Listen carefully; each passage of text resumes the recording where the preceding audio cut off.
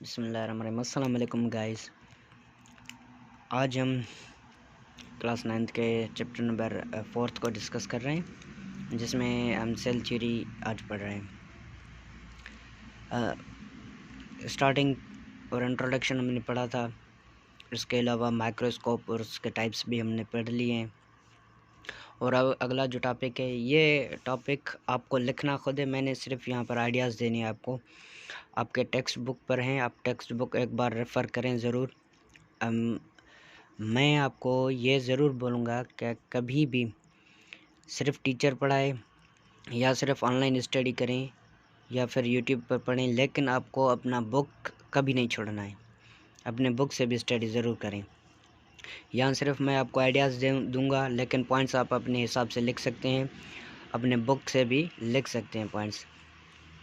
Cell theory यानी cell theory की origin कैसे हुई, स्टार्टिंग कैसे हुई, बिगिनिंग कैसे हुई, शुरुआत कैसे हुई, ये हम आज डिस्कस करने जा रहे हैं। स्टार्टिंग में 1590 में यानी 1590 में ज़ेचारियस जॉनसन साइंसदान ने एक माइक्रोस्कोप तैयार की थी। उस माइक्रोस्कोप के स्ट्रक्चर कुछ यूँ थी कि उसको 2 लेंसेस थे और 2 लेंसेस एक ट्यूब को अटैच थे, दोनों अलग अलग साइड्स पे, यानी 2 लेंसेस ट्यूब के दोनों अलग अलग साइड्स पे, यानी एक पाइप था। उस पाइप लाइक स्ट्रक्चर के दोनों हिस्सों पर, दोनों जगहों पर 2 लेंस लगे थे। तो उस हिसाब से हम उसे कंपाउंड माइक्रोस्कोप कहते हैं। लेकिन वो सिंपल में माइक्रोस्कोप थी और उसकी इतनी रिजोल्यूशन पावर और मैग्नीफिकेशन पावर नहीं थी कि हम कोई चीज़ क्लियरली देख सकें। और 1610 ईस्वी में गैलीलियो ने एक माइक्रोस्कोप तैयार की, जिसको हम गैलीलियन माइक्रोस्कोप भी कहते हैं, जो सिंपल माइक्रोस्कोप थी। और उस माइक्रोस्कोप के इस स्कोप से हम बहुत इतनी छोटी सी चीज़ें जो बहुत ही माइक्रोस्कोपिक हैं वो नहीं देख सकते हैं, क्योंकि ये भी एडवांस टाइप ऑफ माइक्रोस्कोप नहीं थी। लेकिन ये एज़ कम्पेयर टू ज़ेचारियस जॉनसन की माइक्रोस्कोप के जो पहले 1590 ईस्वी में 1590 को तैयार की गई थी, उससे कई ज़्यादा बेहतर थी और रेजोल्यूशन पावर भी उससे ज़्यादा था। और उसके बाद में जब सेल्स की डिस्कवरी हो रही थी, यानी जब क्योंकि ज़रूरत ईजाद की माँ है, necessity is the need of invention. तो इस हिसाब से क्या हुआ कि आगे आगे इन्वेंशंस होती गई, माइक्रोस्कोप उससे कई गुना ज़्यादा आती गई। जैसे कि आज के दौर में आप देख रहे हैं, पहले गन्स, पहले तलवार थे, जंगों के लिए तलवारें इस्तेमाल की जाती थी, भाले इस्तेमाल किए जाते थे। अब डायरेक्ट ही गन इस्तेमाल हो रही हैं, गन्स से एटम बॉम्ब्स इस्तेमाल हो रहे हैं। तो यानी ईजाद होते जाएंगे, ऐसे ही एवोल्यूशन होती गई, इन्वेंशंस होती गई। यानी कंपाउंड माइक्रोस्कोप से अब रॉबर्ट हुक ने माइक्रोस्कोप बनाई, जो बहुत ही वेल डिज़ाइंड थी। और as compared to Galilean microscope और 1519 में कंपाउंड माइक्रोस्कोप, ये इसकी मैग्नीफिकेशन पावर और रिजॉल्विंग पावर बहुत ज़्यादा अच्छी थी। तो रॉबर्ट हुक ने माइक्रोस्कोप को वेल डिज़ाइन किया, प्रॉपर तरीके से उसको डिज़ाइन दिया, और उसके हिसाब से उसने एक कार्क को उठाया, एक टिश्यू कार्क का, उसकी स्टडी की। उसकी जब स्टडी की, आर्चेड सेल से देखा उसने, आर्चेड के टिश्यूज से देखा कि उसको हनी के स्ट्रक्चर लाइक होम नज़र आया। उसने उसे नेम दिया सेल्यूलाए। सेल्यूलाए की मान लैटिन वर्ड है, ठीक है, और जिसकी माना क्या है, जिसकी माना है होम। होम नहीं बोल सकते, कंपार्टमेंट बोल सकते हैं, कंपार्टमेंट, ठीक है, कंपार्टमेंट बोल सकते हैं, होलो वेसल बोल सकते हैं, खाली जगह, ठीक है। कंपार्टमेंट भी एक खाना होता है, ठीक है, एक ब्लैंक होता है, एक बॉक्स होता है, उसकी तरह। यानी ये ब्लॉक्स ब्लैंक्स नज़र आ रहे थे कंपार्टमेंट्स, तो इसके हिसाब से रॉबर्ट हुक ने उसका नाम दिया सेल, ठीक है। सेल्यूला से सेल विवॉल्व हो गया, वर्ड बन गया सेल, ठीक है। और 1670 में एंटोनी वॉन लीeuwenhoek ने उसी माइक्रोस्कोप की मदद से ड्रॉप ऑफ वाटर को चेक किया। एक पानी के कतरे को जब पॉन्ड से लिया या फिर कहीं से भी, स्टेगनेंट वाटर था, फ्रेश भी था, तो उससे स्टडी किया तो उसमें उसे लिविंग ऑर्गेनिजम्स नज़र आए, माइक्रोस्कोपिक थे, एक सेल पर मुश्तमिल थे। वो लिविंग ऑर्गेनिजम्स जिंदा थे, एक सेल पर मुश्तमिल थे। तो उसने एक 1883 को 1683 को 1663 को एक लेटर नाम लिखा, व्हाट इज सा इन ड्रॉप ऑफ वाटर, एक नाम लेटर का था। उसने वो लेटर्स रॉयल सोसाइटी को, यानी बेक जो सोसाइटी होती है उसको सेंड किया। उस लेटर में इसने ये डिस्क्राइब किया था कि एक पानी के कतरे में इसने एक लाइफ को देखा है, और बहुत सारी स्टडीज़ के बाद, डिस्कवरीज़ के बाद उसने जब ये बताया कि पानी के कतरे में माइक्रोस्कोपिक लाइफ भी मौजूद है, जो कि एक सेल पर मुश्तमिल है, जिसमें लाइफ के पूरे सारे प्रोसेसेस जो होते हैं वो मौजूद हैं। तो वो डिस्क्राइब किया एंटोनी वॉन लीवेनहुक ने। और यही बात है कि फर्स्ट जो लिविंग सेल था वो एंटोनी वॉन लीवेनहुक ने देखा था। वो कौन सा था? बैक्टीरिया था। जो बैक्टीरिया आपको पता है एवरीवेयर मौजूद है, एयर में मौजूद है, अर्थ पे मौजूद है, पानी पे मौजूद है, तीनों जगहों पर बैक्टीरिया मौजूद है। और उसके बाद में थोड़ी सी इन्वेंशंस होती रही, उसके थोड़े आपको पता है वहाँ पर स्टडी रुकी नहीं होगी।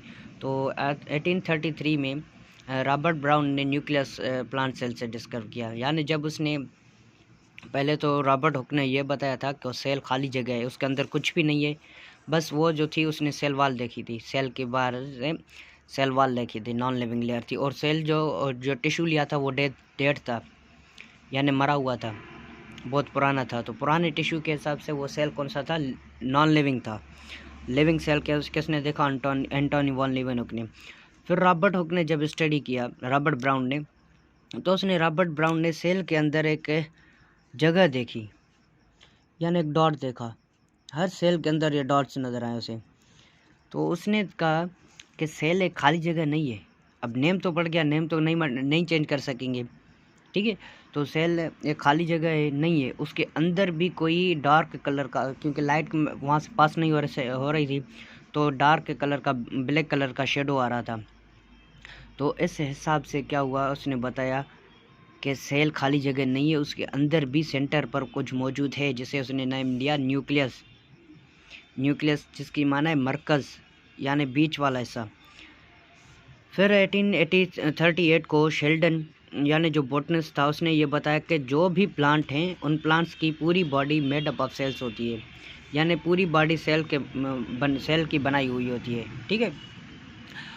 और यूँ ही नहीं, सिर्फ 1838 को सिर्फ शेल्डन ने ये नहीं बताया कि सिर्फ प्लांट्स ही प्लांट से ये सेल, पूरी सेल्स के बने हुए हैं, लेकिन 1839 में थियोडर श्वान ने, जो जूलॉजिस्ट था, उसने ये बताया, माहिर हयात ऑफ जानवरों का, ठीक है, उसने ये बताया कि ना कि सिर्फ प्लांट्स के, पौधों की, पेड़ों की बॉडी सेल्स की बनी हुई है, बल्कि एनिमल भी जो हैं वो भी सेल के बने हुए हैं। Not only plants but also animals are made up of cells, यानी एनिमल्स भी जो भी हैं वो भी सेल के बने हुए हैं। तो इन दोनों ने मिलकर एक थ्योरी दी थी, सेल थ्योरी की इवोल्यूशन की थी। 2 पॉइंट्स इन्होंने दी थी। वो 2 पॉइंट्स कौन सी थी? वो 2 पॉइंट्स ये थी कि all organisms are made up of cells, single और वन सेल और मोर देन वन सेल, यानी जो भी ऑर्गेनिजम्स हैं, ऑर्गेनिजम्स यानी जानदार, यानी having ability to produce their offspring, having ability to respire, having ability to digest, having ability to produce their own food, having ability to produce their offsprings, ये सारे के सारे उसमें करेक्टर्स मौजूद थे। तो ये क्या बोल रहे हैं कि जो भी ऑर्गेनिज्म है, वो जो भी जानदार है, वो एक या एक से ज़्यादा सेल्स का बना हुआ है।